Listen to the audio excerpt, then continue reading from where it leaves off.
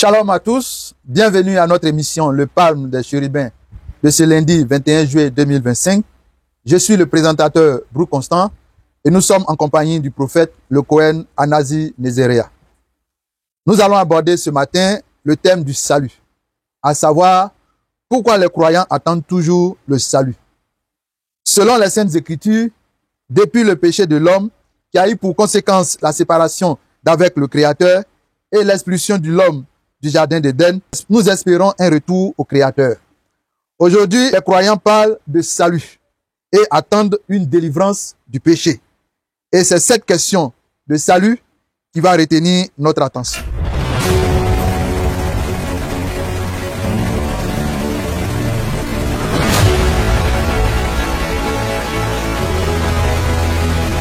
Shalom, prophète. Shalom, shalom. Comment allez-vous? Par la grâce du Père, je me porte super bien. Okay. D'abord, prophète, pouvez-nous définir le croyant? C'est qui un croyant? D'accord, merci.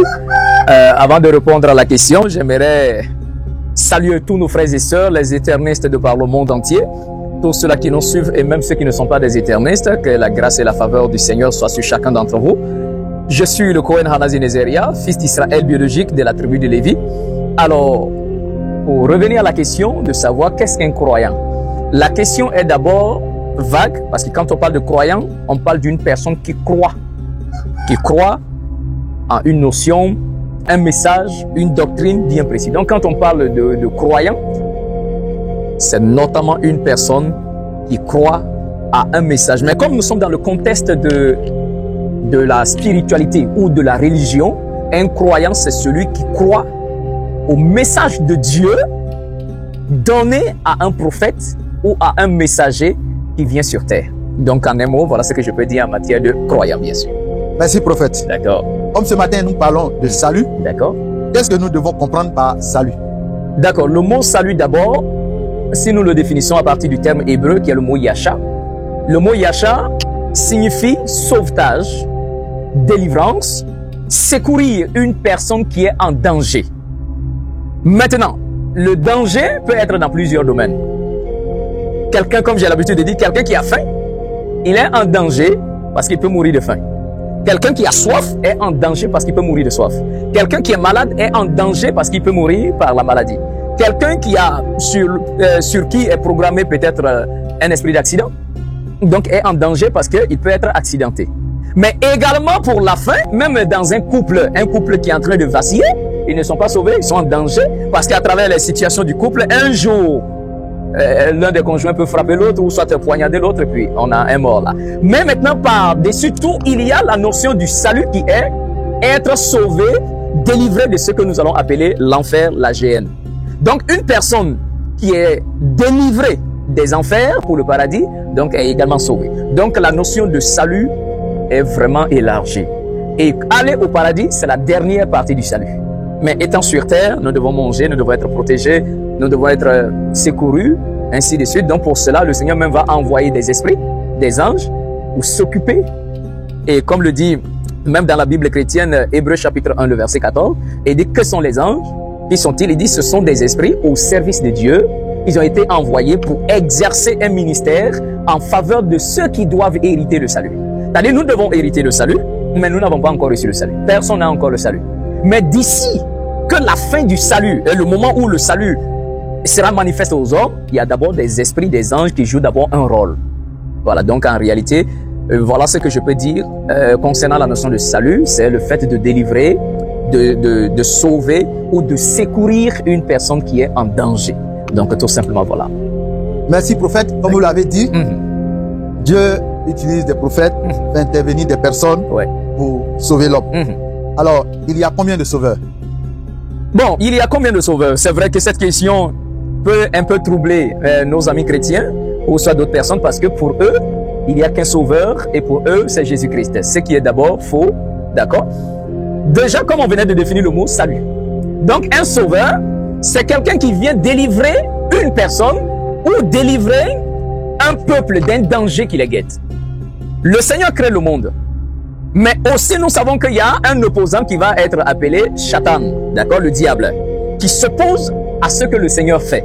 Donc, il va constamment pousser des hommes à aller faire le mal et ainsi être dans la perdition. Donc, de génération en génération, le Seigneur envoie des messagers, des prophètes, afin de prévenir le peuple qui est en train de s'engager dans un chemin de perdition, afin de les ramener à l'Éternel. Donc, il y a plusieurs sauveurs. Chaque prophète qui arrive sur terre, en son temps, est un sauveur que le Seigneur mandate pour sauver son peuple, ou soit délivrer son peuple du système qui les met en danger. Ça, c'est de façon naturelle. Mais, dans le plan du salut de l'Éternel, il y a 3 sauveurs déterminés dans les Écrits. Parce que le plan du salut de l'Éternel est situé en 3 temps. D'accord? Il y a 3 périodes pour le salut.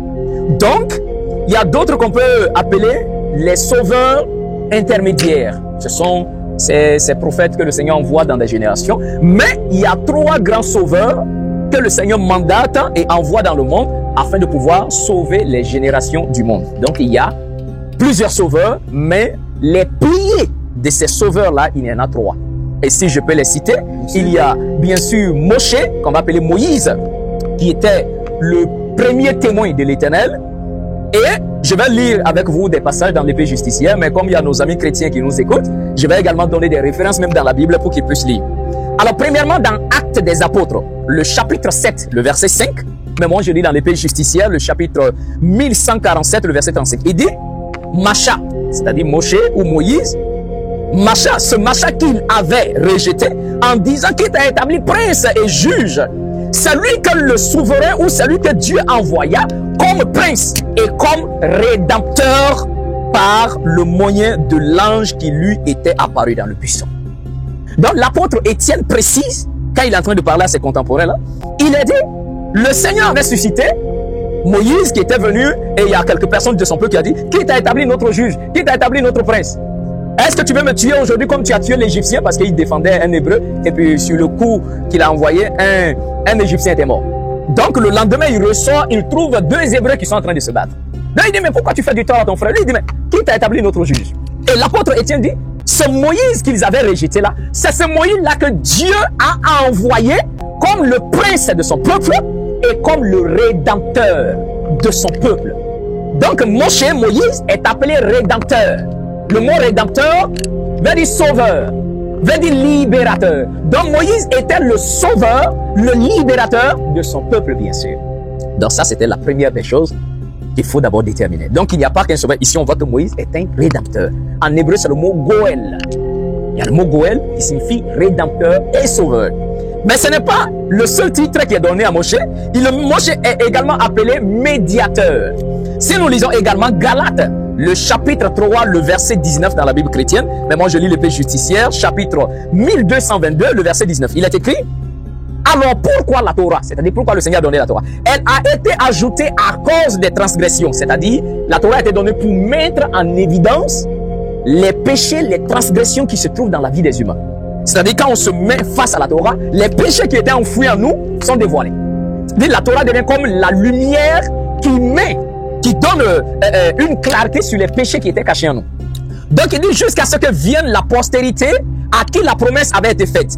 Elle a été prescrite par le moyen des anges. Il parle de la Torah, prescrite par le moyen des anges et par l'entremise d'un médiateur.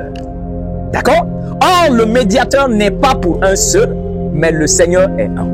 Donc encore dans ce verset, les apôtres disent que Moïse était le médiateur entre Dieu et le peuple.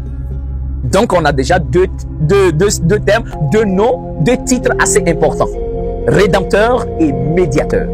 Ça c'est pour Moïse, Moshe, qui était le premier témoin de l'Éternel. Voilà, parce que là encore, les chrétiens peuvent dire oui, ainsi de suite, parce que le Seigneur a appelé Moïse comme un premier témoin. Voilà, peut-être on verra ça en profondeur. Donc le deuxième témoin de Dieu, également qu'on va appeler le deuxième rédempteur et le deuxième médiateur, c'est le Mashiach Yahusha. Bon, les chrétiens vont appeler Jésus. Alors, nous voyons également à la naissance du Mashiach, avant même sa naissance, quand l'archange est venu parler à sa mère, et dit, tu mettras au monde un fils, tu lui donneras le nom de Yahusha, car c'est lui qui sauvera son peuple de ses péchés. On n'a pas dit sauver même l'humanité, mais sauvera son peuple, les enfants d'Israël, son peuple. Donc, c'est la même chose qui est dans l'épée justicière, le chapitre 1102, le verset 86. Il dit, et voici, tu vas engendrer un enfant et tu l'appelleras son nom Yahusha, car il sauvera son peuple de ses péchés. Alors, donc, le Mashiach est le deuxième sauveur, le rédempteur et le médiateur. Je vais même lire un passage dans la Bible chrétienne, Luc le chapitre 1, le verset 77. Non, je vais lire le verset 76. Il dit, et toi, petit enfant, tu seras appelé prophète du Très-Haut, car tu marcheras devant la face du Seigneur pour préparer ses voies, afin de donner à son peuple la connaissance du salut par le pardon de ses péchés. Donc le Christ est venu afin d'apporter le salut. Mais attention, on précise bien. Le Christ n'est pas venu pour toute l'humanité. Il n'est pas venu pour sauver le monde. Il est venu sauver les enfants d'Israël. Et nous allons voir également, c'est pas dans Matthieu, d'accord, dans la Bible chrétienne, Matthieu le chapitre 10, et nous lisons à partir du verset 5. La parole dit, tels sont les 12 que Yahusha envoya après leur avoir donné des instructions suivantes. N'allez pas vers les païens et n'entrez pas dans la ville des Samaritains. Allez plutôt vers les brebis perdues de la maison d'Israël. Allez prêcher et dites, le royaume des cieux est proche. Donc le Mashiach, qui est le deuxième sauveur, quand il vient, il dit à ses disciples, il est choisi pour aller prêcher, mais il y a des interdictions qui étaient liées. Il dit, allez vers les brebis perdues uniquement. N'allez pas chez les païens, n'allez pas chez les Samaritains. D'accord? Et également dans Matthieu, toujours le chapitre 15, à partir du verset 20, nous voyons l'histoire avec une femme qui n'est pas israélite, qui n'est pas juive.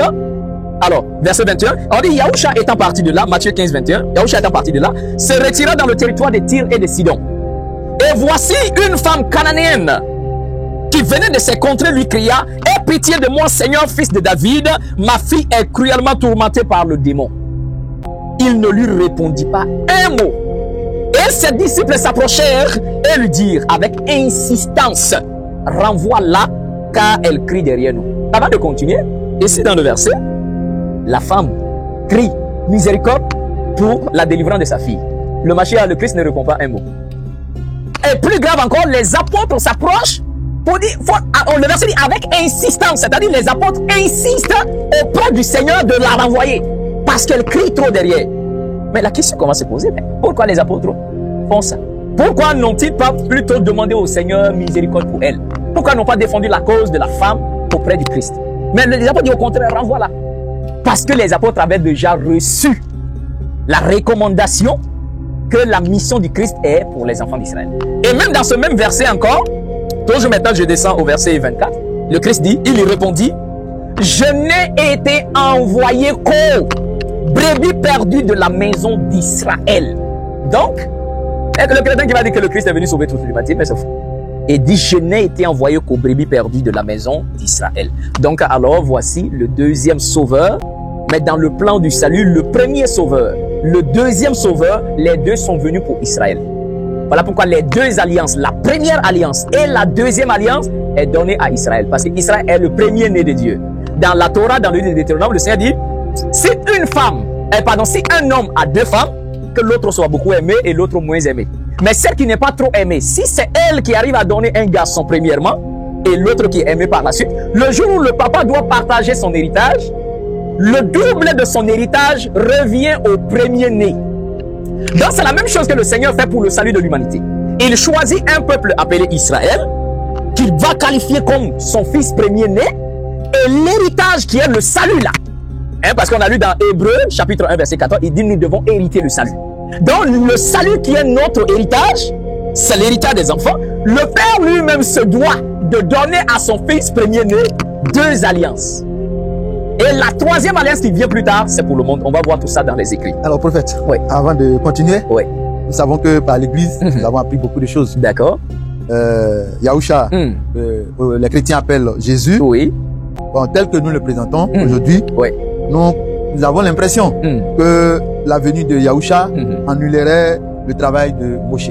Alors que d'après ce que vous dites, Moïse est venu avec la loi et le Christ est venu avec le pardon des péchés. Exactement. Est-ce que les deux travaillent ensemble ou bien il y a le travail de Yahusha annule, la venue de Yahusha annule le travail de Moshe. Mais ça rend caduque, comme si c'était dépassé le travail de Moshe.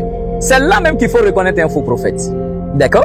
C'est-à-dire, même le Mashiach lui-même, dans leur Bible chrétienne là, dans le livre de Matthieu, d'accord, Matthieu, le chapitre 5 à partir du verset 17, le Christ dit, ne pensez pas Ne supposez pas, n'imaginez pas, ne croyez pas, ne sous-attendez pas que moi je serai venu pour abolir la loi de Moïse et l'enseignement des prophètes. Et je ne suis pas venu abolir, je suis venu accomplir. Le terme en hébreu, je suis venu faire hachalom. Ou ça, je suis venu accomplir, ajouter. Les prophètes du Seigneur ne se contredisent jamais. Un message envoyé par un prophète ne doit jamais annuler le message du prophète qui l'a précédé.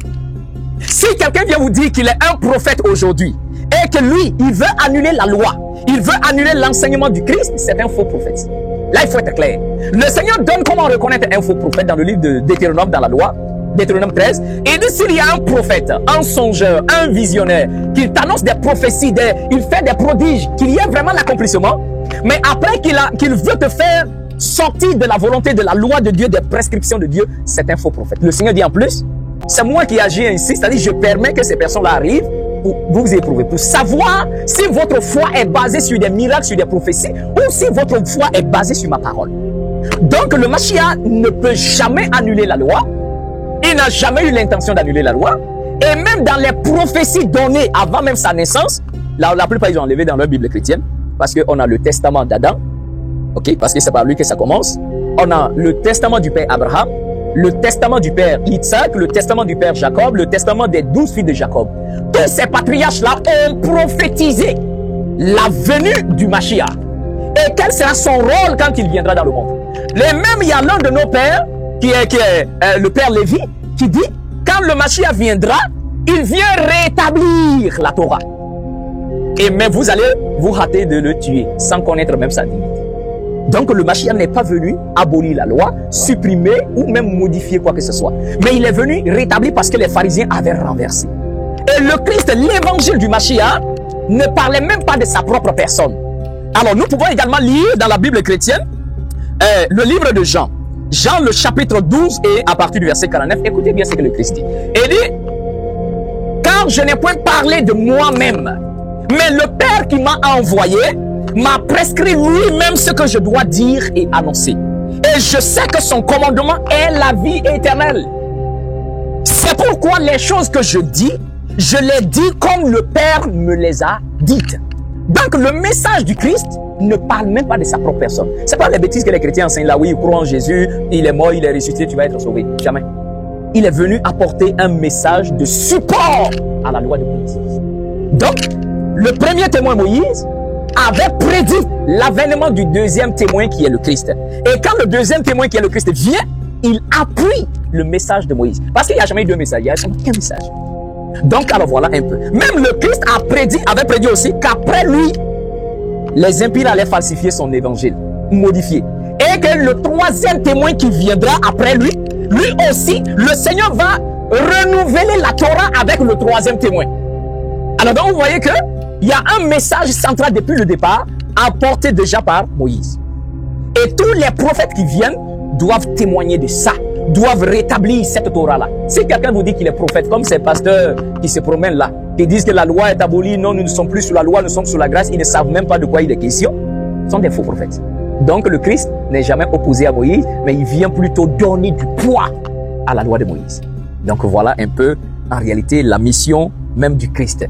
Donc Moïse vient, parce que le Christ lui-même a dit, celui qui reçoit un prophète en sa qualité de prophète recevra les récompenses même du prophète. C'est pas bénédiction. Chaque prophète mandaté, le Seigneur lui donne une récompense pour ceux-là qui croiront en lui et en son message. Donc Moshe a reçu la Torah afin que nous puissions faire la distinction entre la volonté de Dieu et la volonté du diable. Entre qui est Dieu et qui est le diable. Qu'est-ce qui lui plaît et ce qui ne lui plaît pas. Parce que pour pouvoir condamner quelqu'un au jour dernier, il faut d'abord qu'on lui donne des interdictions. Même dans le livre de Romains, l'apôtre Paul dit, avant que la loi soit donnée à Moshe, le péché existait d'abord. Mais le Seigneur ne tenait pas compte des péchés parce que la loi n'était pas encore donnée. Mais une fois qu'il donne la loi, il commence à tenir compte des péchés. Donc, le Seigneur, il donne la loi pour que nous puissions connaître c'est quoi péché et c'est quoi qui n'est pas péché. Donc, si le Christ vient, il annule la loi, c'est qu'il annule le péché, c'est qu'il n'y a plus de péché. Donc alors, les bêtises des chrétiens là, c'est vraiment de l'absurdité. Donc alors voilà ce que je pouvais dire par rapport à ces notions là. Alors prophète, oui. Je pense que au niveau de ce point, oui, de Yahusha, comme nous l'avons dit, appelé Jésus dans la Bible, il nous a dit que il a donné sa vie, il a été crucifié pour le pardon des péchés. D'accord. Alors, vous n'avez pas parlé de ce point, je voudrais que vous nous en dites plus. D'accord, merci pour ces questions. Dire que le Christ serait venu donner sa vie pour les péchés des hommes, il n'y a pas plus d'absurdité que ça en fait. D'accord, on va aller. Aujourd'hui, je veux quand même jouer dans la Bible. Hein? D'accord. Pour ceux-là, vraiment, s'ils veulent être sauvés, ils vont prendre la Bible et puis ils vont vérifier eux-mêmes. Je prends d'abord un premier passage qu'ils aiment prendre, Jean 3,16. Car Dieu a tant aimé le monde qu'il a donné son Fils unique, afin que quiconque croit en lui ne périsse point, mais qu'il ait la vie éternelle. Mais est-ce que ces versets-là nous parlent une notion de sacrifice? Je prends un exemple. Vous êtes un père de famille. Un jeune homme vient vous voir, peut-être qu'il veut épouser votre fille. Vous aimez ce jeune homme-là, sa façon d'être, son éducation. Vous aimez bien l'enfant. Vous décidez de donner votre fille à ce jeune homme-là.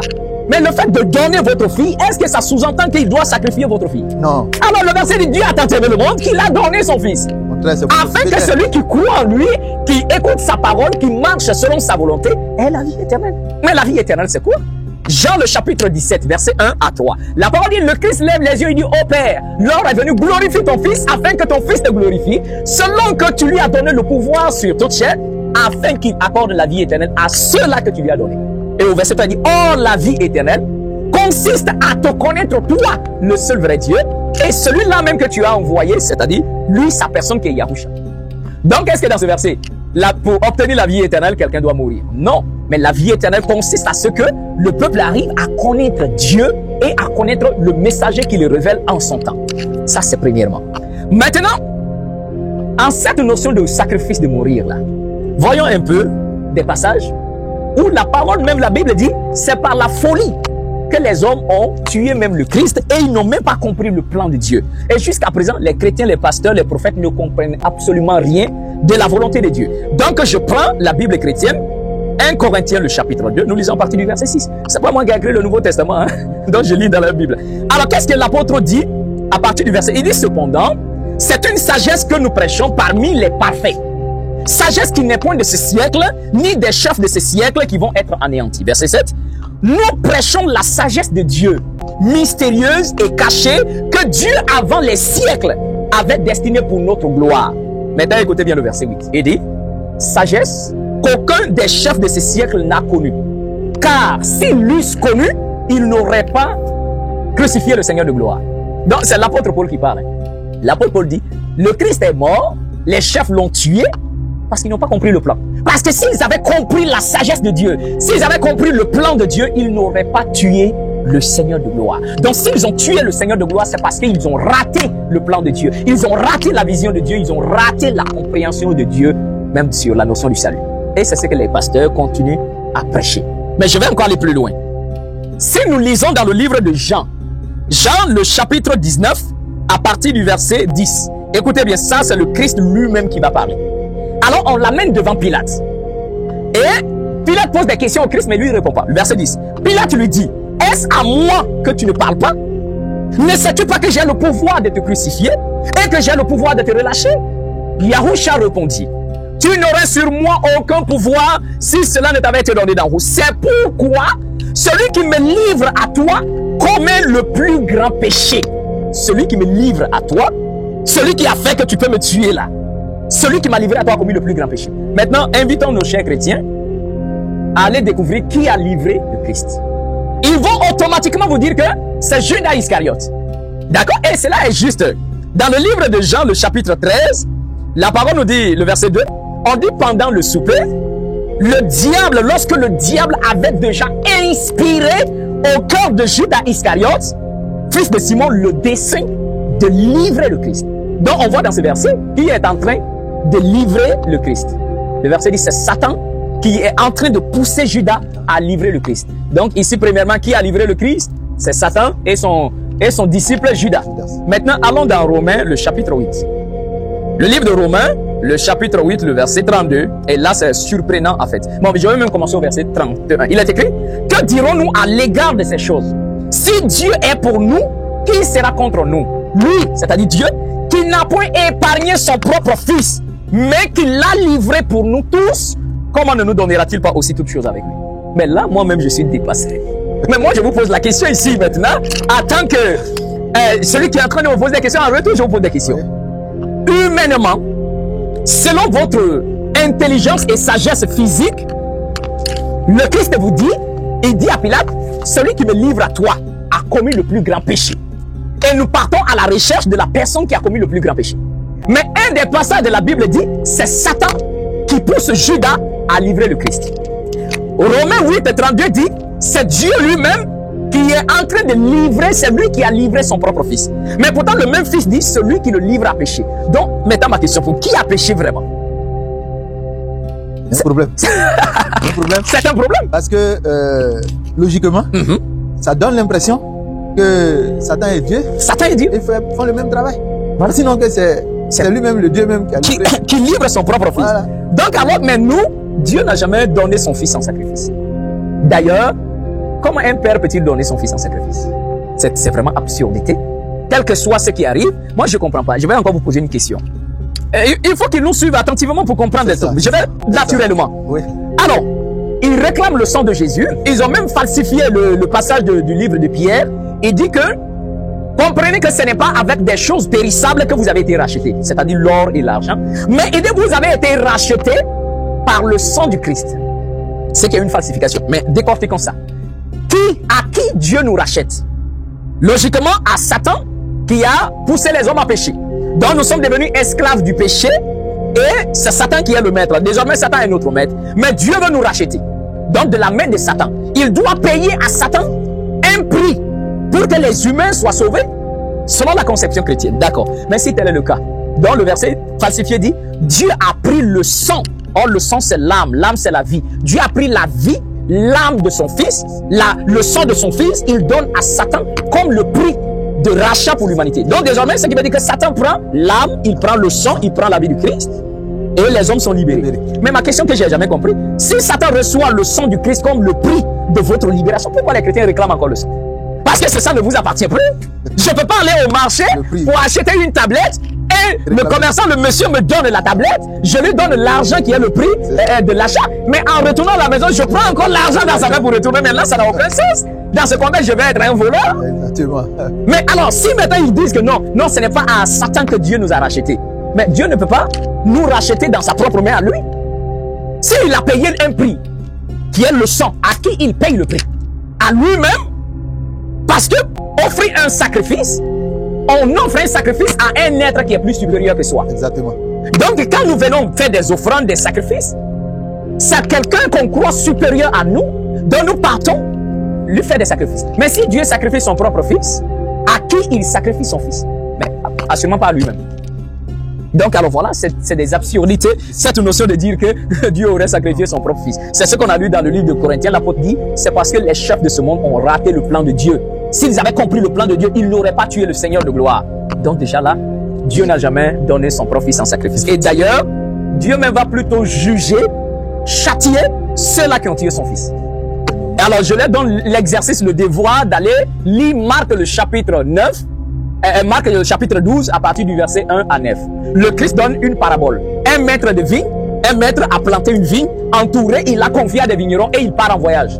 Au temps des récoltes, il envoie ses serviteurs pour recevoir le fruit de la vigne.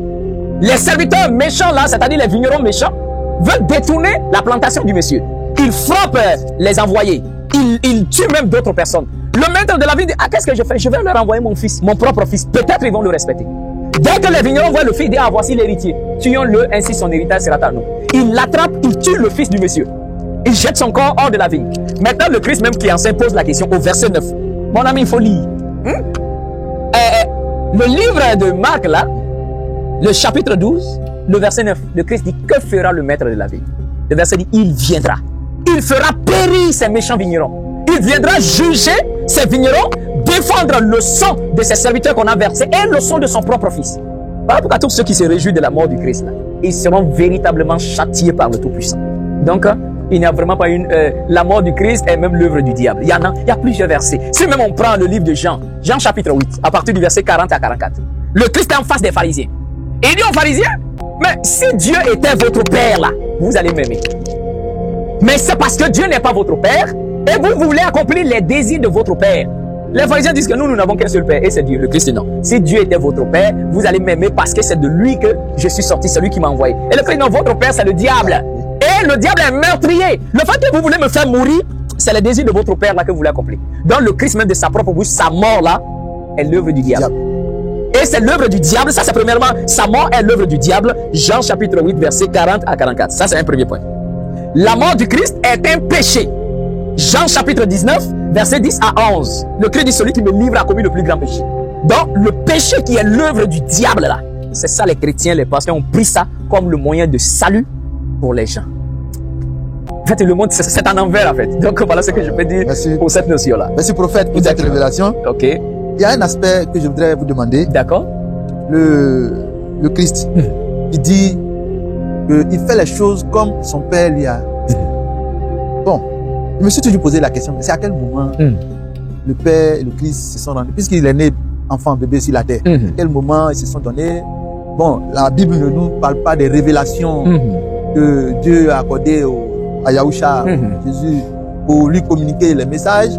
Bon, souvent, quand vous allez sur Internet, on parle de la vie cachée de Jésus, de 12 ans à 30 ans. La Bible ne dit rien. Ne dit rien là-dessus. Bon, vraiment, comme nous sommes sur cette partie concernant Yahushua, qui est nommé dans la Bible Jésus, je voulais poser cette petite question-là. D'accord. Déjà, comme je l'ai dit, la Bible chrétienne, c'est-à-dire la Bible que les chrétiens ont là, c'est-à-dire le Nouveau Testament, n'a que 20% de l'histoire et même des enseignements du Christ. 20%.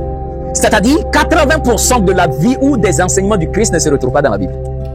Ça, il faut être clair. Maintenant, justement, il y a des choses qu'on a voulu cacher aux gens. Donc, à quel moment le Christ et Dieu, le Père, se sont rencontrés pour qu'ils puissent avoir un message? Le moment précis, on l'a enlevé. Parce qu'on a voulu faire croire aux gens que Jésus est Dieu lui-même et qu'il est descendu directement du ciel par la conception miraculeuse à travers sa mère. Mais tout ça, c'est absurdité. Donc, on parle de lui à 12 ans. On coupe là. On parle plus. C'est quand il a 30 ans qu'il apparaît, on commence à parler. Mais va te poser la question à ton pasteur, à ton prophète. Pourquoi les 4 évangiles n'en parlent pas?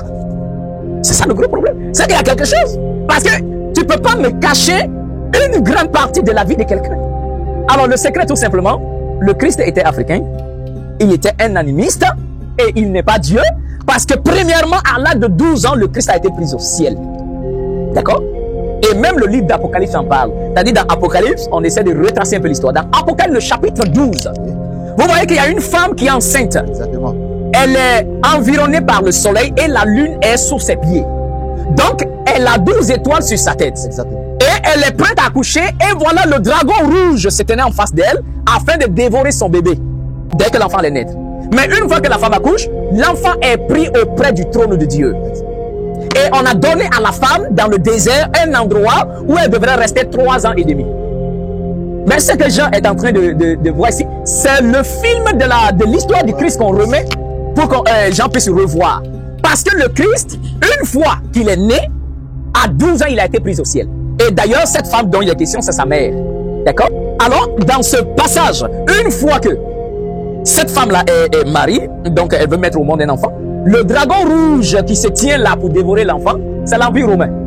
Et la couleur même de l'Empire romain, c'est rouge. Et le dragon spécialement, qui se tient devant la femme, est Hérode en personne. Et là, quand on dit que où est le roi des Juifs qui vient de naître, Hérode a voulu tuer l'enfant à tel point qu'il a envoyé des soldats pour tuer, mais heureusement que le Seigneur s'est bien dribblé. Donc, il a été dribblé, puis l'enfant n'est pas mort. Et les deux, l'enfant Joseph et puis sa mère, vont aller en Égypte. Ils vont rester là pendant 7 ans. Quand l'enfant a 7 ans, c'est là que le Seigneur dit à Joseph de revenir. Donc quand il revient en Israël, il trouve que le fils d'Hérode est au trône, au pouvoir. Donc ils ont eu peur d'aller s'installer, donc ils vont à Nazareth. C'est là que l'enfant grandit. Et de temps en temps, il monte à Jérusalem pour célébrer la fête de la Pessah. Et quand l'enfant a 12 ans, on le prend au ciel. Donc à 12 ans, 13 ans, 14 ans, 15 ans, 16 ans, 17 ans, donc vers la fin de la 17e année, la parole nous dit dans l'épée justicière, sa mère était sur le mont des Oliviers en train de ramasser des olives. Parce que quand l'enfant était pris au ciel, elle était paniquée, elle n'a pas vu son enfant. Donc elle est même allée dans le désert pour chercher l'enfant. Elle n'a pas trouvé l'enfant. Et c'est là, en se promenant, elle tombe sur la grotte où Élisabeth et Jean-Baptiste étaient cachés. Parce que Hérode voulait aussi tuer Jean-Baptiste. Parce qu'il se disait que la façon dont il est né miraculeusement là, assurément cet enfant-là veut être roi en Israël. Donc il a même envoyé des soldats vers Zacharie qui était le père de Jean-Baptiste dans le temple pour dire où est ton fils. Il dit mais moi je suis au temple, je ne suis pas à la maison. Je ne sais pas où est mon fils. Et il insiste, les soldats retournent pour dire à Pilate. Zacharie dit c'est pas où est son fils. il renvoie encore les soldats pour la deuxième fois. Dis-nous où est ton fils, sinon tu meurs. Zacharie dit, si vous voulez me tuer, tuez-moi, mais je ne sais pas. Et justement, dans le temple, on tue Zacharie. Et c'est là même le Mashiach dit, il disait aux pharisiens, le sang des prophètes tomberont sur vous, depuis le sang d'Abel jusqu'au le sang de Zacharie, qui a été tué entre l'autel et le vestibule du temple. Parce que c'est justement là qu'on l'assassine. Donc quand Élisabeth apprend qu'on veut tuer son fils, elle prend l'enfant pour courir au désert. Arrivée, elle était tellement paniquée, elle a crié à la montagne, oh montagne, reçois la mère et son fils en détresse. Effectivement, la terre s'ouvre comme ça, il y avait une montagne qui s'ouvre, et puis elle rentre là, le Seigneur envoie un ange pour les protéger. Donc c'est là la femme était avec l'enfant, jusqu'à tout le temps. Mais après, la maman du Mashiach du Christ, quand elle cherchait son enfant, elle tombe là, sur la grotte. Donc, bon, elle décide de rester là. Parce que son mari venait de mourir il n'y avait pas longtemps. Joseph venait de mourir il n'y avait pas trop longtemps. Et voilà, son enfant aussi disparaît. Donc elle était désespérée. Donc elle dit, je vais rester là. Mais comme c'était le plan du Seigneur, Élisabeth ne s'est pas opposée. Elle est restée là pendant 3 ans et demi. Donc Jean-Baptiste s'occupait de ces 2 femmes-là. Donc après 3 ans et demi, exactement comme Apocalypse 12 le dit, Élisabeth dit, ah, faut retourner en ville. Parce que c'est pas normal que la maison de ton mari reste comme ça. Et effectivement, elle retourne en ville. Donc c'est là, elle était sur le mont des Oliviers quelque part. Après ces années-là, c'est là que le Christ descend juste auprès de sa mère. Et la parole dit, en ce moment qu'elle descend, voilà que l'archange Gabriel aussi descend, entouré des anges qui l'entouraient, une grande lumière. La parole dit que l'archange Gabriel a inséré dans le cœur du Mashiach tout le message qu'il devait prêcher. Le livre est descendu dans son cœur comme un miroir. Et la parole en ce moment, tout était mis à nu devant lui. Il avait la connaissance de toute la volonté du Seigneur. Il a reçu le livre. Voilà pourquoi le Christ lui-même dit dans Jean 12, verset 49 et 50, il dit, le Père qui m'a envoyé m'a prescrit. Donc il a reçu une prescription de tout ce qu'il devrait dire et annoncer. Donc c'est en ce moment précis que le Christ reçoit le message de son Père pour adresser aux humains. Tout comme Moïse aussi, on l'a amené sur la montagne et c'est là qu'il a reçu la loi, la parole du Seigneur. Et quand il est venu, après il est reparti, le Seigneur lui a donné les révélations qu'il a apportées à son peuple. Donc voilà comment le Christ a reçu la parole de son Père pour adresser aux hommes. Vraiment, merci prophète pour ces révélations. D'accord. Ces révélations sont tellement fortes. Vraiment, je ne sais même pas ce que je vais dire. C'est très fort. Ouais. Parce que pour avoir été chrétien, toute la foi est basée sur la mort et la résurrection de Jésus. Avec tout ce que vous êtes en train de dire, nous voyons que c'est tout un autre message que le Seigneur Dieu veut nous donner. Exactement. Voilà pourquoi je donne tous les versets pour que ceux-là, je ne parle pas des chrétiens bizarres qui sont prêts à défendre n'importe quoi, même si ceux qui ne croient n'ont ni tête ni queue, ils sont prêts à défendre. Mais je peux aussi m'adresser à ces chrétiens-là qui cherchent vraiment le salut, qui ont vraiment l'amour de la parole, qu'ils prennent tous les versets que j'ai donnés, qu'ils s'asseyent de nouveau, qu'ils eux-mêmes vérifient tout ce qu'on a dit ici, c'est vrai ou faux. Donc ça sera eux de voir. Donc le Christ est le premier témoin, Moshe est le premier témoin, le premier sauveur, le premier médiateur, et Yahusha, le Christ, est le deuxième témoin, le deuxième médiateur, le deuxième sauveur. Mais laissez-moi vous dire, il y a également un troisième sauveur qui a été prédit. Parce que pour les chrétiens, allons-y donc. Les chrétiens ont centré le salut sur le Christ. Donc comme si sans Christ, il n'y a pas de salut. Non. Nous voyons maintenant dans les écrits qu'il y a un troisième sauveur que Dieu lui-même mandate et envoie sur terre pour la fin des temps. Pour cela, je vais prendre avec vous d'abord un premier passage. D'accord? Dans la Bible chrétienne, toujours. Le livre d'Ésaïe. Ésaïe, le chapitre 19. Et nous allons lire à partir du verset 19 à 20. Voilà. Et cette prophétie-là, l'apôtre Paul va réitérer cette prophétie-là après. Donc, pour montrer que même au temps de l'apôtre Paul, cette prophétie-là n'était pas encore accomplie. Donc, nous prenons le livre d'Ésaïe. D'accord? Ésaïe, le chapitre 19. Ok. Alors, dans Ésaïe, le chapitre 19, le verset 19, il est écrit, en ce même temps, il y aura un autel à l'Éternel au milieu du pays de Misraïm. Bon, ils ont mis dans la Bible Égypte. Et sur la frontière, un monument à l'Éternel. Verset 20. Ce sera pour l'Éternel des armées un signe et un témoignage dans le pays de Misraïm. Ils crieront à l'Éternel à cause de leurs oppresseurs et il leur enverra un sauveur pour les défendre et les délivrer. Je vais d'abord m'arrêter là. La prophétie du grand prophète Ésaïe dit, dans le pays de Misraïm, bon, dans leur Bible ils ont mis Égypte, mais c'est pas l'Égypte, c'est Misraïm. D'accord? Misraïm est une grande partie de l'Afrique. Il dit, dans le pays de Misraïm, il y aura un autel bâti à l'Éternel. Et l'autel là va être un signe et un témoignage de la part de Dieu. Mais la question qu'on va se poser, en dehors d'Israël, est-ce que le Seigneur jamais a une fois permis, accepté qu'on puisse bâtir un autel en son nom, si ce n'est qu'à Jérusalem, ou forcément dans le temple? Mais la prophétie dit, dans le pays de Misraïm, pas à Jérusalem, un autel sera dressé à l'Éternel.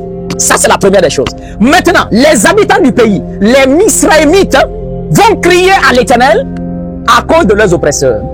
Et maintenant, pour la réponse, Dieu va les susciter, il va les envoyer un sauveur. C'est le verset qui est écrit. Il va les envoyer un sauveur pour les défendre et les délivrer. Bon, ça, cette prophétie, c'est après la venue du Christ. On va les voir. Mais voyons un peu encore les caractéristiques de cette même prophétie.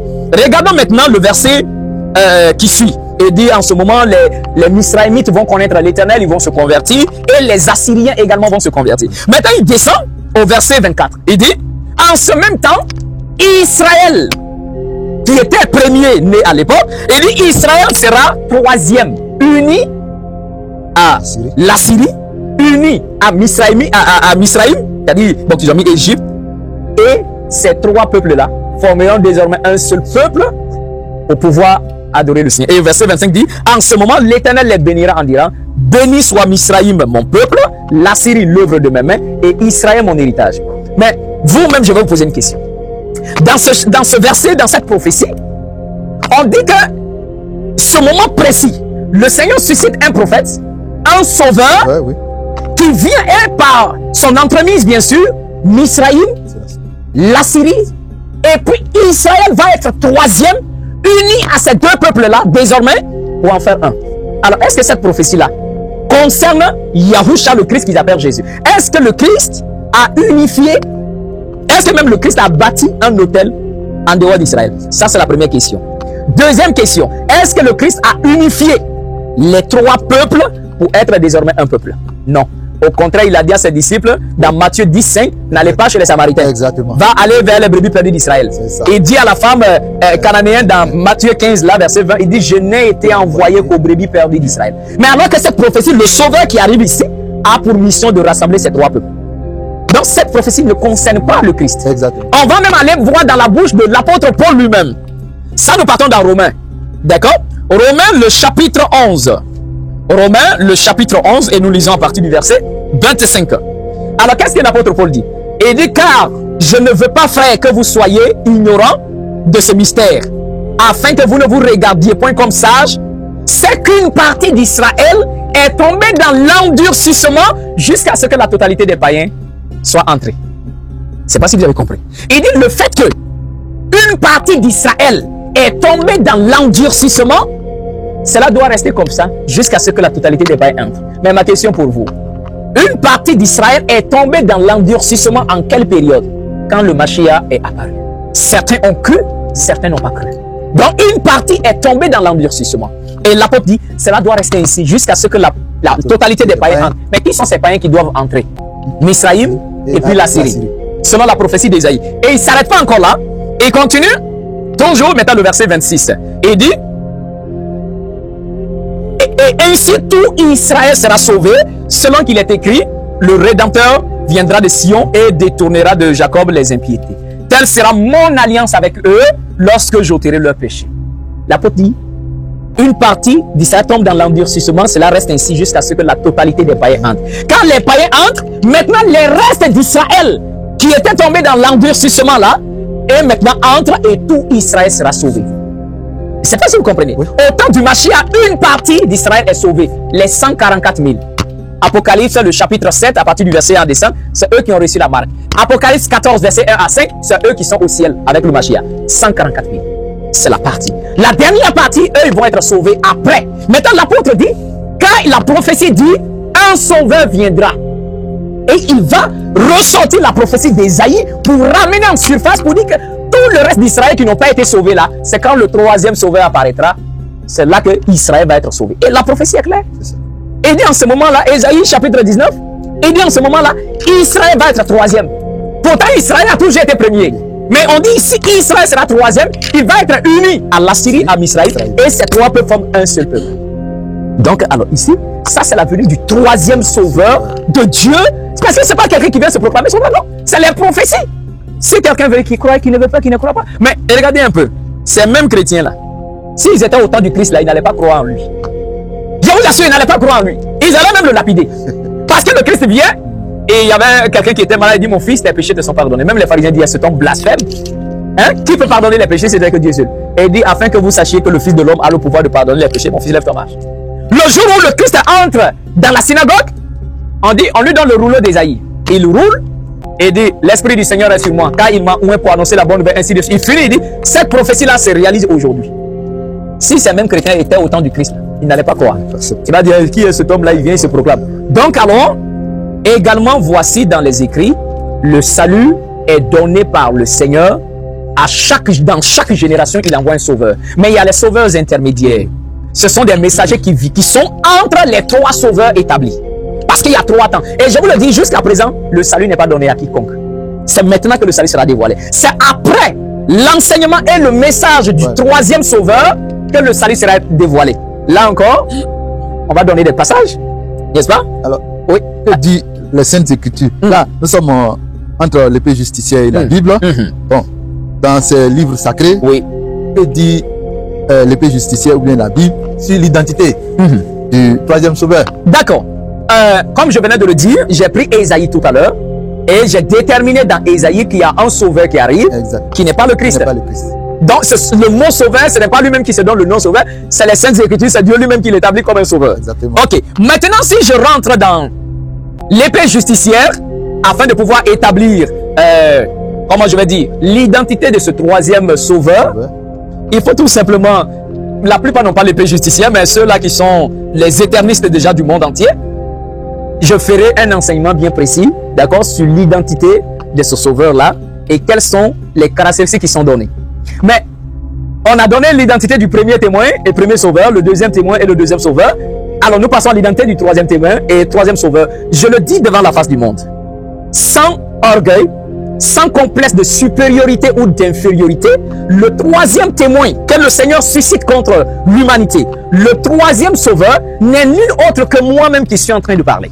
Alléluia. Qu'ils veulent, qu'ils croient, qu'ils ne veulent pas, moi j'ai aucun problème. Mais ceux qui sont les élus du Seigneur entendront sa voix. Quand le Seigneur a établi Moïse comme le premier sauveur et libérateur, personne n'était là-bas. Hein? Exactement. Ça s'est passé entre lui et Dieu au buisson. Il est venu rapporter à Jéthro, il dit, je dois aller libérer mon peuple. Et il est parti. Quand le Seigneur a mandaté le Christ Yahusha, personne n'était là-bas. Et voilà pourquoi quand il est venu, il a fait sortir les prophéties pour parler, on a voulu même le tuer.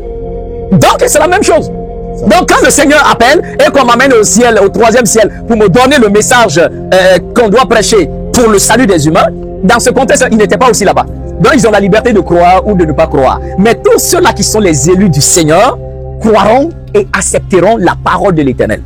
Maintenant, pourquoi le salut n'est pas dévoilé à depuis que même le Christ a parlé? C'est parce que c'est une question très essentielle. Parce que quand on parle de la notion du troisième sauveur, le troisième témoin, peut-être il y a d'autres qui sont encore dans le doute. Mais cette fois-ci, c'est moi qui veux les poser des questions. Moi, je vais les poser des questions et qu'ils répondent bien sûr. Bon, ici, là, alors, dans les places. D'abord, premièrement, ils ont l'habitude de dire que le salut est personnel. Autant c'est faux. Qu'ils montrent un seul verset dans la Bible qui dit que le salut est personnel.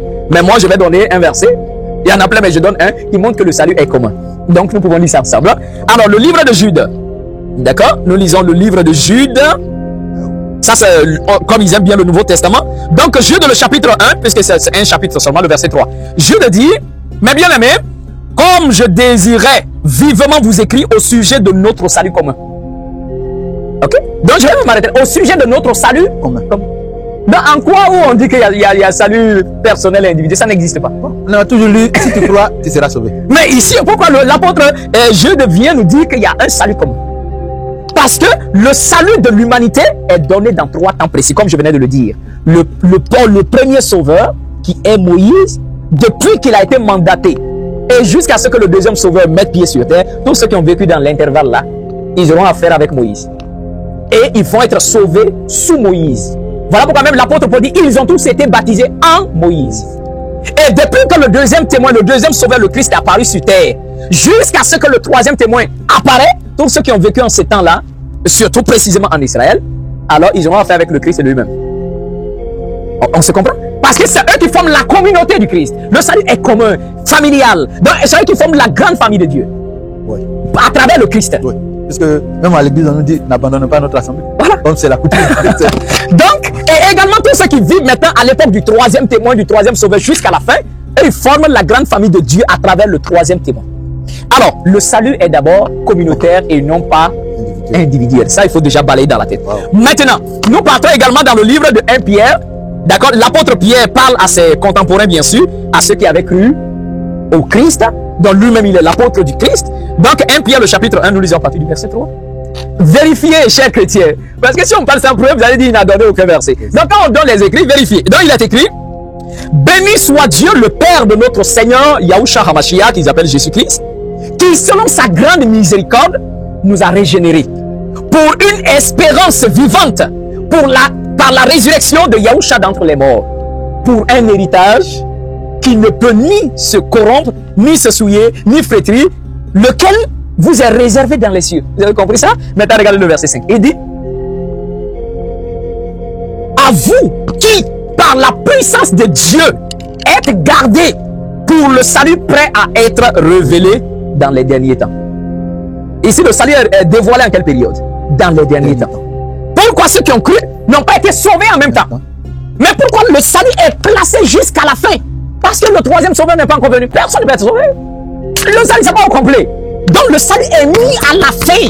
Il dit, mais pour le moment, nous qui avons cru là, nous sommes gardés par Dieu. Le Seigneur, par sa puissance, il nous garde jusqu'à ce que le troisième sauveur arrive. Ainsi, quand il finit sa mission, le salut va être maintenant dévoilé. On ne va pas s'arrêter là. On va également dans Romains, le chapitre 13, le verset 1. En fait, ces chrétiens, ils plaisantent, ils ont la Bible en main et puis ils ne veulent même pas lire leur Bible. Et puis, Romains chapitre 13, le verset 11. Écoutez bien ce qu'il est écrit. L'apôtre dit, au verset 11, il dit, cela importe autant plus que vous savez en quel temps nous sommes. C'est l'heure de vous réveiller enfin du sommeil, car maintenant le salut est plus près de nous que lorsque nous avons cru. Mais il faut se poser des questions sérieuses. L'apôtre encourage encore, ça c'est l'apôtre Paul, parce qu'il faut plusieurs témoignages. Donc on a lu tout à l'heure dans 1 Pierre qui dit le salut sera à la fin des temps. L'apôtre Paul, un autre, voilà, donc ça veut dire encore un autre témoin, parce que la Torah dit toujours, c'est sur la déposition de 2 ou de 3 témoins qu'une chose est validée. Exactement. Donc l'apôtre Paul, on va le prendre comme quelqu'un qui nous apporte aussi un autre témoignage. Il dit à ses compatriotes là, c'est le temps de se réveiller, hein, parce qu'actuellement, le salut est encore plus près de nous que lorsque nous avons cru. Quand l'apôtre Paul a cru, les croyants ont cru, le salut n'était pas encore venu. Le salut était très loin d'ailleurs même. Il dit, mais le fait quand nous avons cru, le salut s'est rapproché même un peu. Ils n'ont pas encore vu. Ils n'ont pas encore vu, mais ça s'approche. Donc il dit, à l'heure présent, le salut n'est pas encore là, mais c'est encore plus près de nous, comme avant. Quand nous avions cru, c'était loin. Mais de jour en jour, ça s'approche. Mais aujourd'hui, c'est encore plus près de nous qu'avant. Donc les apôtres même reconnaissent que personne n'est sauvé. Personne n'est sauvé. Donc on va pas s'arrêter là, on va continuer encore. Hébreux chapitre 9, le verset 28. Hébreux chapitre 9, le verset 28. Alors qu'est-ce que l'apôtre dit? Il dit, de même, Christ s'est offert une seule fois pour se porter intercesseur de plusieurs. Mais dans la Bible, ils ont mis là-bas pour porter le salut. Une mauvaise traduction, mais le texte dit que le Christ s'est porté intercesseur. Mais là n'est pas mon problème. Il dit, il apparaîtra sans péché une seconde fois à ceux qui attendent pour leur salut. Hein? Le verset, l'apôtre ici précise que le Christ va venir encore. Mais quand il va revenir là, il va apparaître à ceux-là qui attendent pour leur salut. Ah. Donc, la première venue du Christ, c'était pas pour sauver quelqu'un. Il a prêché un message, mais le verset dit qu'il va quand même revenir. Mais quand il va revenir, il apparaîtra à ceux-là qui doivent maintenant recevoir, ceux qui attendent. Donc, une fois de plus, le verset dit, les croyants attendent leur salut. Ils doivent attendre. Mais la question, pourquoi une attente? Pourquoi on croit en même temps, on peut être sauvé en même temps? Oui, c'est ce qu'on a toujours pensé. Oh, on croit et puis on est sauvé en même temps. On pensait que dès que tu crois, tu es sauvé. sauvé. Mais le verset, il y a l'attente du salut. Pourquoi attendre le salut qui doit venir? Mais si le Christ doit revenir, pour les chrétiens, il va venir comme ça. Mais le Christ lui-même dit, bon, eux, ils n'ont pas ça dans leur Bible, d'accord? Mais dans l'épée justicière, le chapitre 1108, le verset 91, c'est le Christ qui parle. Hein? Il dit, mais vers la fin, je reviendrai et avec moi les 2 autres témoins. Et et nous viendrons témoigner contre les malfaisants dont la fin sera maudite. Donc l'apôtre dit le Christ doit venir pour ceux-là qui attendent le salut. Mais le Christ lui-même dit de sa propre dans son véritable évangile, quand je ne viendrai pas seul. Je viens avec les deux autres témoins. Et quand je viens, nous sommes trois, nous faisons un travail à trois. Moshe est là, Yahusha sera là, et moi-même je serai là, nous faisons un travail en commun. Voilà pourquoi Yahusha ne peut pas annuler le travail de Moshe. Et également, moi je n'annule pas le travail du Mashiach. Mais au contraire, nous travaillons de façon complémentaire. Les messages de Dieu ne se contredisent pas, mais ça se complète. Donc voilà, très clairement. Maintenant, puisque le Christ doit revenir, et il faut que le troisième message soit également prêché pour que les hommes soient sauvés, pour l'instant, le Seigneur envoie les anges, les esprits, qui vont être avec nous, afin d'aider, d'exercer le ministère du salut en faveur de ceux-là qui doivent hériter le salut. Selon Hébreux 1, verset 14. Okay? Et maintenant, dans Philippiens 2, le verset 12, l'apôtre encourage ses compatriotes, il dit, travaillez pour votre salut. Travaillez encore. Continuez à travailler pour votre salut. Et l'apôtre Pierre va également dire que le salut qui va être manifesté là, c'est au prix de votre foi. Le salut là, il y a son prix à payer. C'est la foi. Voilà pourquoi le Christ disait à ces pharisiens là, ne pensez pas que c'est moi qui va vous condamner devant l'Éternel. Il dit, c'est pas moi, c'est Moïse. C'est lui qui vous condamnera parce que c'est en lui vous mettez votre foi. Le machin n'a pas dit de ne pas mettre sa foi, mais il est en train de dire, vous avez mis votre foi en lui, mais pourtant vous ne croyez même pas ce que lui vous a dit. Parce qu'il a parlé de moi, il a témoigné de moi. Et ces chrétiens-là, ce n'est même pas moi qui va les accuser, ce sera le Mashiach lui-même. Parce que dans l'évangile authentique du Mashiach, il a prédit à plusieurs reprises la venue d'un troisième témoin. Il dit, ce troisième témoin, quand il viendra, il doit nettoyer son évangile que eux ils vont mélanger. Vous voyez que l'autre sauveur, il vient, il prédit. Moïse a prédit la venue du Mashiach. Et il dit, le Seigneur suscitera parmi vous un prophète comme moi. Celui qui ne l'écoute pas, moi je vais lui demander les comptes. Quand le Mashiach vient lui aussi, il prédit celui qui vient après lui. Et c'est ça que les musulmans avaient eu l'écho. Le prophète Mohammed avait eu l'écho de ça. Et les musulmans avaient eu l'écho de ça. Mais comme ils n'ont pas le livre authentique, mais ils ont quand même compris qu'après le Christ a prédit qu'un sauveur allait venir. Ouais. Et ils ont dit que c'est le Mohammed. Ah ouais. Ouais, on a toujours pensé que c'est la venue du Saint-Esprit. Ah non, non, le Saint-Esprit, ça c'est autre chose à part. Le Saint-Esprit est l'esprit du Mashiach. Et je vous répète bien, le Saint-Esprit existait même au temps de Moshe. Mais le Saint-Esprit là, c'est qui? Le Saint-Esprit, c'est l'esprit du messager. Ah là, c'est encore autre chose. Moshe pleurait que les enfants déjà le fatiguent trop. Le Seigneur dit, ne t'inquiète pas. L'esprit qui est en toi, je vais prendre pour répandre sur eux. Donc il y avait 70 anciens. Le Seigneur prend l'esprit qui était sur Moshe parce qu'il incarnait le Saint-Esprit. Donc c'est l'esprit que le Seigneur prend, il partage entre les 70 pour pouvoir aider le peuple. Quand le Christ vient, il est là, personne d'autre n'avait le Saint-Esprit. Même ses apôtres. Il dit, restez ensemble, l'Esprit doit venir. Et même l'apôtre Paul va encore dire que celui qui n'a pas l'Esprit du Christ ne lui appartient pas. Donc le Saint-Esprit est l'Esprit du Christ, c'est-à-dire quand ce messager arrive, le Seigneur centre son Esprit sur lui. Et après, c'est cet Esprit qui est répandu sur les autres. Alors je peux également dire devant eux tous, ce qu'on appelle aujourd'hui, tous les états du monde, ce qu'ils vont appeler le Saint-Esprit, c'est l'Esprit du troisième témoin. C'est l'Esprit posé sur le troisième témoin qui est pris, qui est répandu sur tous les éternistes du monde entier. Donc voilà la réalité. Oh. Donc, personne n'est encore sauvé. C'est maintenant que le salut va être dévoilé maintenant pour tout le monde. Et au dernier jour, au jour du jugement, comme l'Éternel le dit dans l'épée justicière, comme je l'ai dit, qu'il veut qu'il croie, qu'il ne veut pas qu'il ne croie pas. Mais le Seigneur même a montré à Abraham dans le ciel que le jugement dernier se fait par 3 tribunaux. Et s'il y a 3 tribunaux, les 3 témoins seront arrêtés là. Machin, Moïse sera arrêté, le Christ sera arrêté et je serai arrêté. Et nous allons témoigner contre l'humanité. Donc ici, Moshe n'a pas prêché sa propre personne, le Christ n'a pas prêché sa propre personne. Moi, je ne parle pas de ma propre personne, mais nous invitons seulement les gens à recevoir le message de Dieu. Et le message de Dieu pour le salut des hommes ne parle pas de nous-mêmes. Ça ne nous concerne pas à nous-mêmes. Mais croire au message et accepter, pratiquer la volonté du Seigneur. C'est ça le salut. Parce qu'ils sont tous en danger et la génération d'aujourd'hui et ceux qui viennent, ils sont en danger justement à cause du Vatican, à cause du christianisme, à cause des faux enseignements que les gens ont établis. Donc voilà ce que je pouvais dire par rapport à toutes ces notions-là. Alors prophète, ouais, je dirais que nous sommes bénis. Gloire au Père. Le Seigneur nous envoie un sauveur qui est là non pas en esprit mais en personne. C'est un privilège. Je rends grâce au Père. C'est un honneur. c'est une bénédiction pour nous. Voilà. Et ma prière, c'est que nous puissions faire attention et accepter le message que le Père Créateur lui a confié. Je voudrais poser une dernière question. D'accord. Quel est donc votre message, prophète? Le message que le Seigneur donne, comme je le dis, c'est pas comme des personnes qui viennent, ils se lèvent là, moi je suis prophète. Tu as reçu quel message? On a vu tout à l'heure là, que dans le livre de Jean, le Mashiach, le Christ dit, son Père lui a prescrit des choses. N'est-ce pas? Et également c'est la même chose.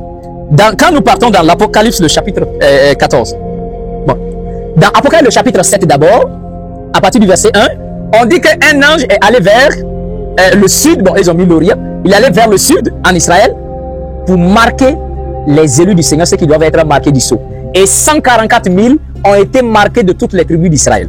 Maintenant, dans Apocalypse, le chapitre 14, on fait le bilan du ministère du Christ.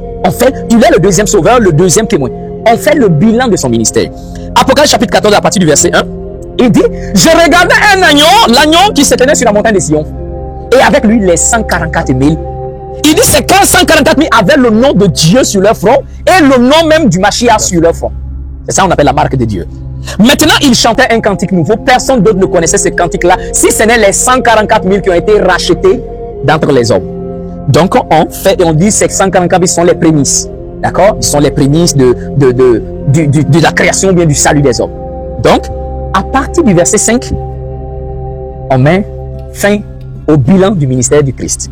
Maintenant, regardez le verset 6. Le verset 6 dit, et je vis un autre ange. Parce que dans Apocalypse 7, l'autre ange, le premier ange, il était allé au sud. Mais ici, cet ange-là, on dit, il monte au soleil levant. Et il avait dans sa main un évangile éternel à prêcher à tous les hommes de la terre.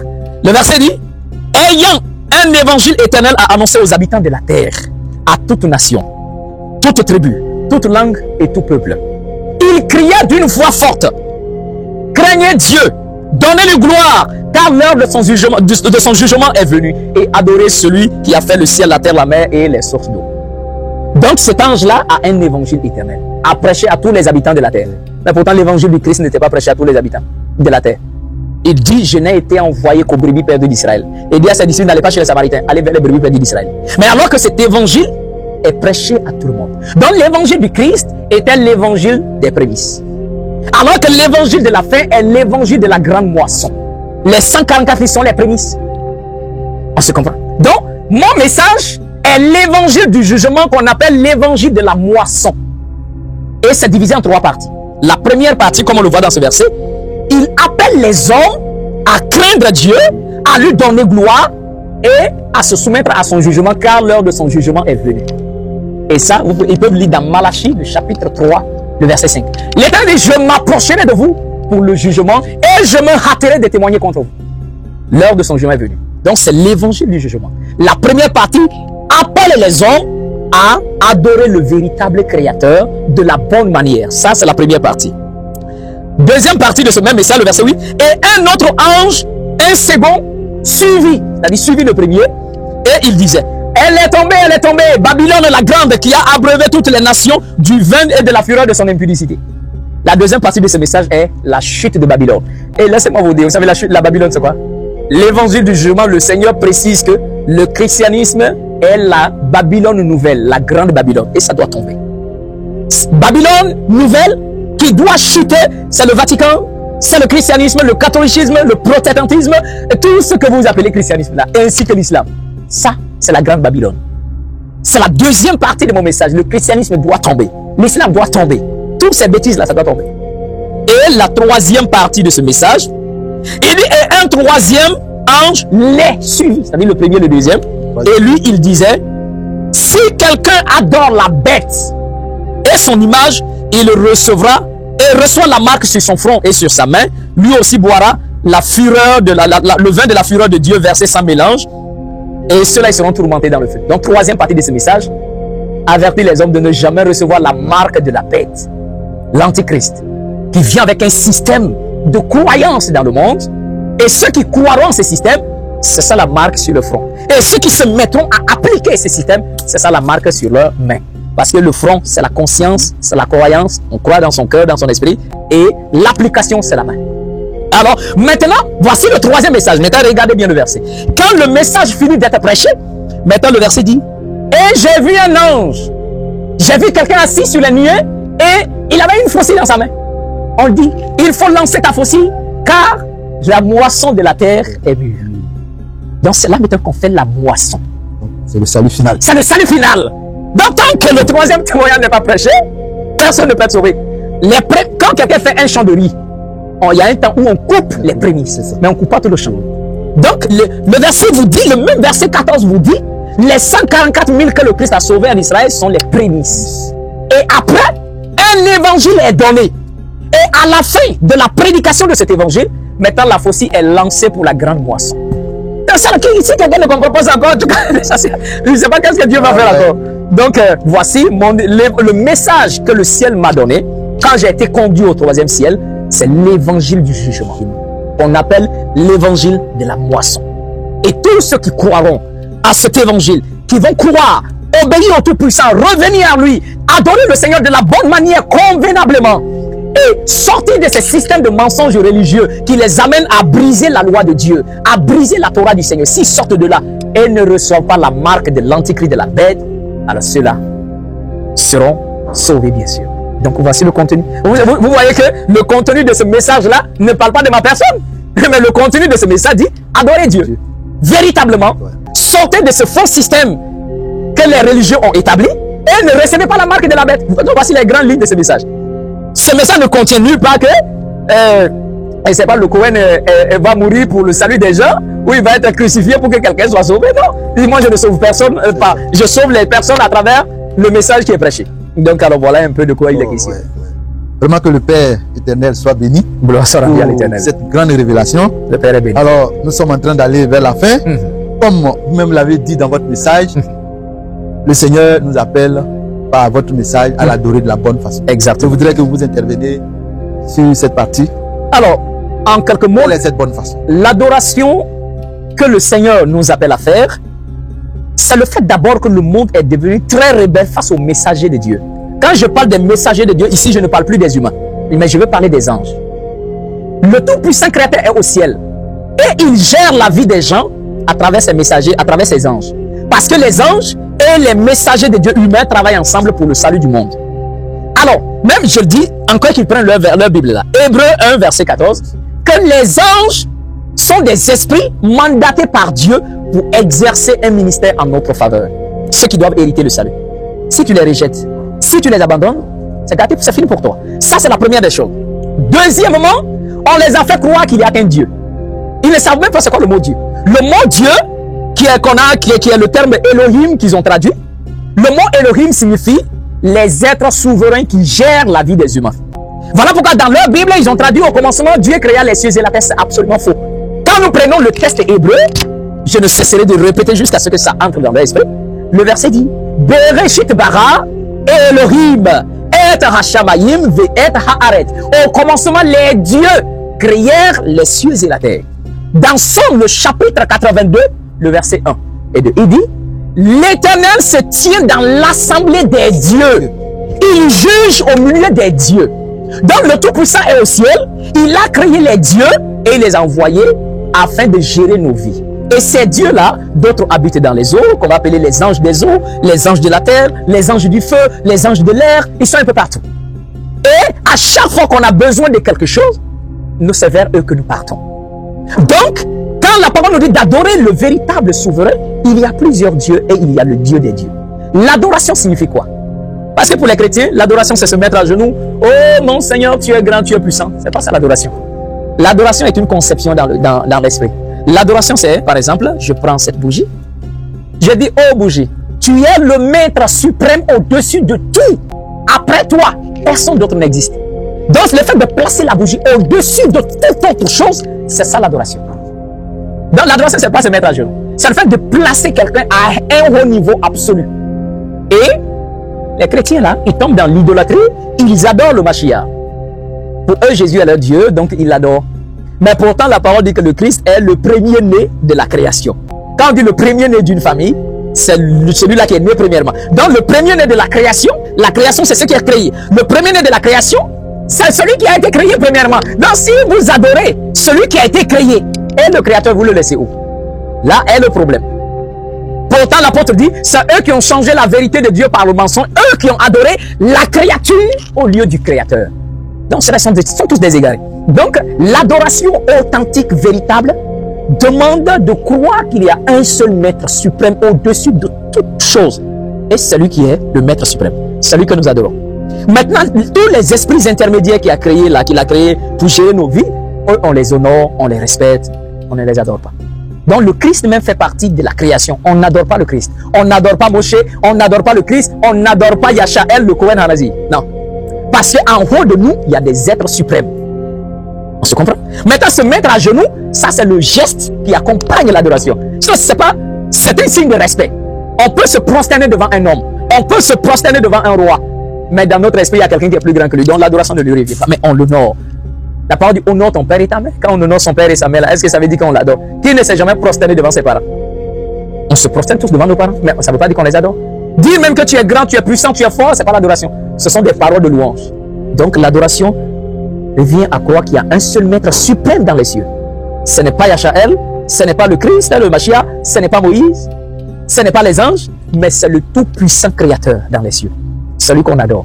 Et on respecte ses messagers, tant humains, tout comme les esprits. Ça, c'est l'adoration authentique. À travers les éléments de la nature. Deuxième façon de l'adoration authentique est de ne pas prendre la vie d'une créature. La vraie adoration ne demande pas d'offrir ni un homme, ni un animal en sacrifice. C'est interdit. Donc celui qui prend un être, lui ôter la vie, c'est déjà un faux adorateur. Voilà pourquoi tous ceux qui croient au troisième message, le Seigneur dit, dans même les commandements de la Torah que le Seigneur révèle, vous n'ôterez pas la vie. Vous ne mangerez pas de chair. Voilà pourquoi aucun éterniste ne mange la chair. Si quelqu'un se donne le nom éterniste dans le monde et qu'il mange la viande, c'est pas un éterniste. Donc aucun éterniste ne tue un animal ni pour manger ni pour sacrifier. On n'a pas besoin du sang dans l'adoration du Père. Voilà pourquoi les esprits qui sont au 7e ciel et qui prient en notre faveur et ils présentent des sacrifices sans le sang, mais des parfums. Donc alors voilà, l'adoration demande d'utiliser tous les éléments de la nature pour adorer le Créateur. On peut utiliser l'eau dans le culte, on utilise le feu dans le culte, on utilise la pierre dans le culte, on utilise les masques, les représentations dans le culte. Mais toutes ces choses-là, on ne les adore pas. Parce que ces choses-là sont tous de la matière. On n'adore pas la matière. Donc alors voilà ce que je pouvais dire en matière d'adoration. Merci prophète. Merci alors. Vous voyez que cette partie-là suscite beaucoup de questions. Oui. Mais si on veut le poser, on va pas quitter là. Peut-être. Vous avez souligné un troisième message, la marque de la bête. Je voudrais que vous disiez quelque chose rapidement. La marque de la bête. La marque de la bête, c'est quoi? La marque de la bête, c'est tout simplement le nom de Satan et le nom de Lucifer qui sera posé sur le front et sur la main des gens. Mais comment cela se fait? Je commencerai d'abord. Quand vous lisez dans le livre d'Ézéchiel, ils vont apparaître sur leurs écrans. Le peuple était tombé, en Israël, ils étaient tombés dans le péché, dans l'abomination. Le Seigneur a voulu nettoyer la ville. Il a envoyé 7 messagers. Il envoie un premier des esprits, là, des messagers. Il avait une ceinture. Et il y avait un message dessus. Le Seigneur dit, circule au milieu du peuple. Tous ceux qui accepteront ce message qui est sur toi, qui croiront, seront épargnés, mets la marque sur eux. Donc ceux-là, ils reçoivent ce messager qui vient. Spirituellement, c'est un ange, mais physiquement, c'est un homme. Donc ceux qui croiront en son message reçoivent le nom de Dieu et le nom du messager. C'était Ézéchiel lui-même. Donc ils reçoivent le nom de Dieu et le nom d'Ézéchiel sur leur front. C'est eux-là qui ont cru en l'Éternel et au message que le Seigneur a révélé à Ézéchiel. Et ils ont la marque. Et une fois que c'est fini, le Seigneur dit aux 6 autres-là, détruisez tous ceux qui n'ont pas reçu la marque. Et ils ont circulé, on les a tous exterminés. Tous ceux qui n'ont pas reçu, les 6 autres ont exterminé tout le peuple qui n'avait pas cru. C'est dans leur Bible, c'est écrit. Donc, la marque de Dieu, également dans Apocalypse, le chapitre 7, il est écrit qu'un ange est allé en Israël pour marquer du sceau le front des serviteurs de Dieu. Et tous ceux-là, en Israël, 144 000 ont été marqués du sceau. Mais, ok, on va dire, mais le sceau, la marque là, c'était quoi? Apocalypse 14, le verset 1. Il dit, il a vu dans le ciel les 144 000 d'Apocalypse 7 là, ils avaient le nom de Dieu et le nom du Mashiach sur leur front. Voici la marque de Dieu à l'époque du Christ. Alors qu'à l'époque d'Ézéchiel, c'était la marque de Dieu, le nom de Dieu et le nom d'Ézéchiel. Parce que Ézéchiel a apporté un nom. D'accord? Ézéchiel a apporté un nom de Dieu, une facette de Dieu. Donc c'est ça qui est écrit sur le front et le nom d'Ézéchiel lui-même. Le Christ a apporté le nom de Dieu, autre facette de Dieu qui était le Dieu de la grâce. Et ceux-là qui ont reçu le message de la grâce, qui ont cru, avaient le nom du Dieu de la grâce sur leur front et le nom du Mashiach. En ce moment précis, la marque de Dieu est le nom de Dieu qui est la facette qui se présente, qui est le Dieu de la justice, Tsedakal. Et ceux-là qui croiront au troisième témoignage auront le nom de Dieu sur leur front, Tsedakal, et Yashael sur leur front. C'est la marque de Dieu. L'Antichrist aussi vient, la bête aussi vient pour mettre sa marque. Alors, tout comme le Seigneur suscite un messager, il lui donne un message, et pour recevoir, pour que les hommes reçoivent la marque, c'est la même manière que Satan envoie son messager qui est l'Antichrist. Quand lui il vient, il a un message aussi. Il va prêcher son message, il va établir son système. Tous ceux qui vont croire en ce système-là recevront la marque de Satan et le nom de Satan et le nom de l'Antichrist en personne sur leur front. C'est comme ça, c'est départagé. Qui écrit alors? Le nom. Oui. Une fois que le nom s'écrit tout naturellement, tout seul. C'est-à-dire une fois que tu entends le message et tu crois, ta conscience l'accepte, le nom s'écrit sur ton front naturellement. Et une fois que tu te mets à l'appliquer, ça est sur toi. Donc c'est pas qu'on va prendre un fer, on va mettre sur quelqu'un. Non. Il suffit de croire, ça s'écrit tout naturellement. Donc je veux dire, tous les éternistes qui ont accepté le message, qui croient déjà, ont déjà le nom Tsedakal sur leur front et Yashael sur leur front. Partout où ils passent, Satan les reconnaît très bien et il n'a pas cœur de toucher à ceux-là. Il peut les éprouver, il peut les tenter, mais il ne peut plus toucher à leur âme et à leur vie. Parce qu'ils appartiennent désormais à Dieu. Waouh! Prophète, c'est ce que je vous disais. Ouais. Ça ouvre la porte à beaucoup de questions. Parce que nous avons entendu, quand nous allons sur YouTube, sur les médias, les réseaux sociaux, dans le monde chrétien, on a parlé d'une puce, on allait poser, les scientifiques allaient poser sur certaines personnes, tantôt sur la main, tantôt sur le front. Donc, on a pensé que cette puce-là, qui est un appareil électronique, serait la marque de la bête. Non. En fait, la technologie évolue. Le monde technologique, ça évolue. C'est vrai qu'il y a des gens qui ont des puces dans leur corps. Mais ça peut faire autre chose. Ça n'a rien à voir avec la marque de la bête. En fait, ici, ces mêmes pasteurs chrétiens là, tellement que Satan les utilise à créer la confusion, c'est juste, c'est-à-dire Satan quand il va frapper ici, il donne l'impression que c'est de l'autre côté qu'il va frapper. Pendant que vous vous concentrez sur ce côté-là, c'est là qu'il passe par derrière, il vous frappe. Voilà pourquoi on parle, on dit que le diable est rusé. Donc il pousse ces pasteurs-là à mettre déjà des idées dans l'esprit des gens, et vous allez voir que ceux-là, ils se diront, les chrétiens se diront, oh, tant que on m'a pas présenté une puce, c'est que j'ai pas encore reçu la marque. Pourtant, beaucoup reçoivent déjà la marque même sans s'en rendre compte. Ça, c'est déjà ce premier point. C'est comme quand on les enseigne que ils ne vont pas subir la persécution de l'Antichrist. Mais pourtant, tout le monde va, tous ceux qui sont sur terre vont subir le règne de l'Antichrist, la dictature de... Nous allons tous subir ça. Ça fait partie des écrits. Dans Daniel, le Seigneur dit à Daniel, l'Antichrist, les élus, les saints seront livrés en son pouvoir pendant 3 ans et demi. Qui sont ces saints qui seront livrés en son pouvoir? C'est écrit. Et même le Mashiach a dit, alors en ce moment-là, les temps seront tellement difficiles, mais à cause des élus qui seront dans le monde, le Seigneur va abréger les jours. À cause des élus. Donc s'il n'y a pas encore des élus sur terre, pourquoi son temps? Et il va faire sa dictature là sur qui? Il va persécuter les croyants. Tous les croyants vont subir, aucun chrétien ne va être enlevé. Ils vont tous subir le règne de l'Antichrist. Mais Satan amène ses pasteurs à dire aux gens que non, votre salut, ça sera l'enlèvement. Ils ne savent même pas de quoi l'enlèvement.